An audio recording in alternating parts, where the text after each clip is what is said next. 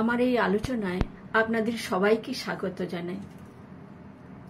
আজকে আমি চুলের কথা বলবো, কারণ বর্ষাকালে প্রচুর চুল পড়ে যায়, মাথা প্রায় ফাঁকা হয়ে যায় অনেকেরই।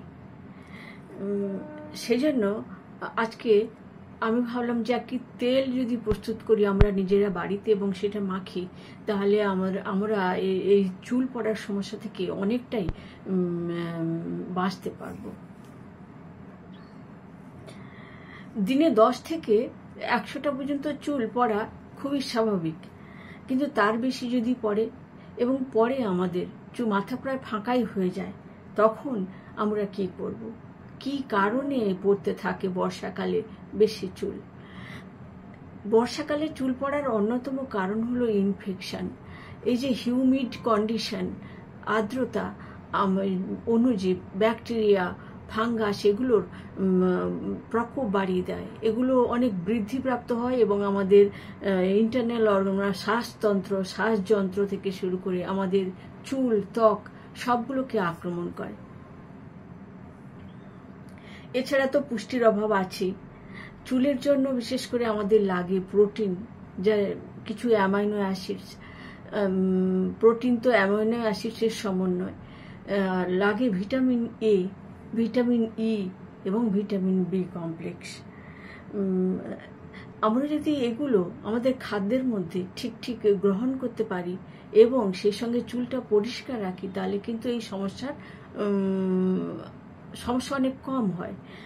তবুও আমরা যদি এই তেলটা প্রস্তুত করে নিই এবং সপ্তাহে 2 থেকে 3 দিন মাখি, তাহলে কিন্তু আমাদের এই চুল পড়া, চুলের ডোগা ফেটে যাওয়া, খুশকি হওয়া ইত্যাদি সমস্যাগুলো থেকে আমরা, এবং চুল যাদের বয়স হয়ে যাচ্ছে আমাদের মতন কালো হয়ে সাদা হয়ে যাওয়ার সমস্যা অনেক কমে যাবে। আমি একটা বানিয়েছি তেল, সেটা আমি পরে ভিডিওটা দিচ্ছি। আপনার আগে জেনে নিন আমি কি উপকরণ দিয়ে বানিয়েছি। অনেক রকম উপকরণ রয়েছে, আমি আজকে কিছু উপকরণ দিয়ে বানিয়েছি এবং আমি আশা রাখছি যে পরের দিন অন্য এক ধরনের উপকরণ দিয়ে, যেগুলো সমান এফেক্টিভ, বানাবো আর একটা তেল। দিয়েছি সর্ষে তেল এবং নারকেল তেল, অনুপাতটা ভিডিওতেই আছে। জবা ফুল, লাল জবা ফুল, জবা ফুলের পাতা, পেঁয়াজ, কারি পাতা, নয়নতারা ফুল ও পাতা, নিম পাতা।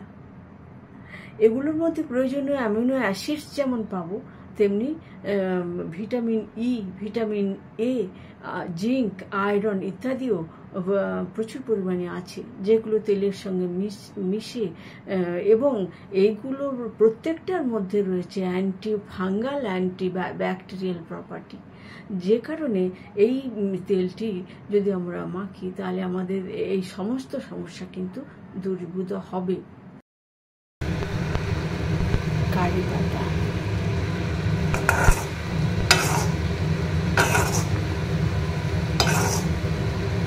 পেঁয়াজ, জবা ফুল, জবা পাতা, কারি পাতা, নিম পাতা, কেশুত পাতা ধীরে ধীরে লোহার কড়াইতে আমি ফোটাচ্ছি যতক্ষণ না ব্রাউন হয়ে যায়। লো আঁচে, লো টু মিডিয়াম আঁচে। বেস্টটা হচ্ছে সর্ষে তেল আর নারকেল তেলের মিশ্রণ। সর্ষে তেলও চুলের জন্য খুব ভালো, নারকেল তেলও ভালো।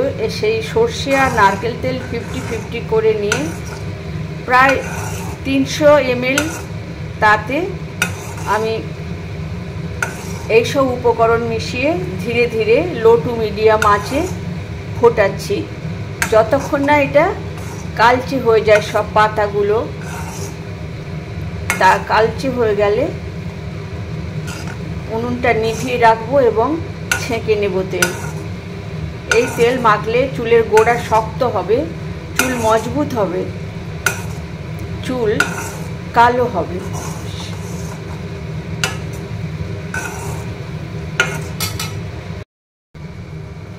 ধীরে ধীরে সব কিছু ব্রাউনিশ হয়ে আসছে, পেঁয়াজ পাতাগুলো এবং একটু ডিপ ব্রাউন, ডার্ক ব্রাউন হয়ে গেলে আমি নিভিয়ে দেবো। তারপর তেলটা ঠান্ডা হলে ছেঁকে রাখবো।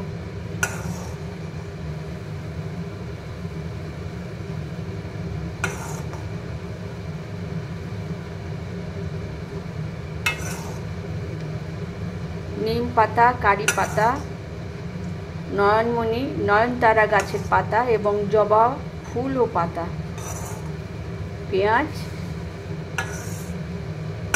কেশুত পাতা।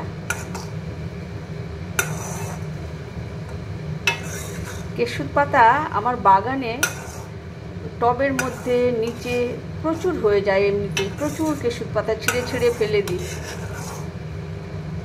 সাদা ফুলযুক্ত ছোট ছোট সাদা ফুল, আর একটা হচ্ছে ভৃঙ্গরাজ, হলুদ ফুল হয়, সেটা দেখতে পাই না, কিন্তু সাদা সাদা ফুলওয়ালা এই যে পাতাটি, এটাও চুলের জন্য খুব ভালো।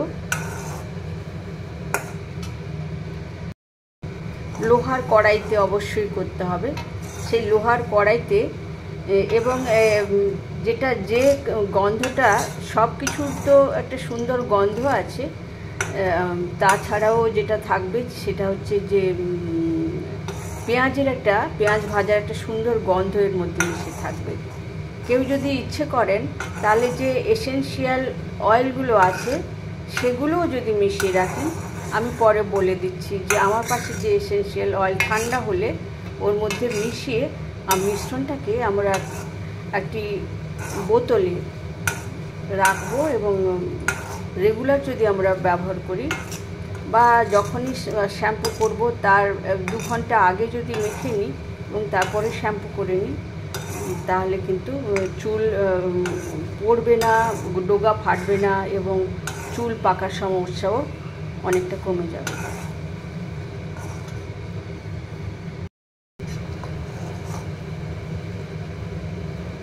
গ্রিনিশ হয়ে গেছে তেলের রঙটা, যেহেতু অনেকটা পাতা আছে অনেক রকমের, চুলের একদম গ্রিনিশ কালার এসে গেছে।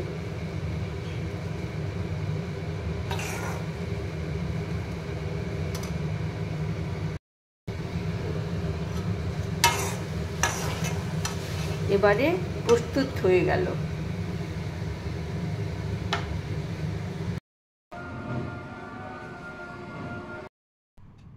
এই আর্গান এসেনশিয়াল অয়েল ভালো, মেশাতে পারেন, নাও মেশাতে পারেন।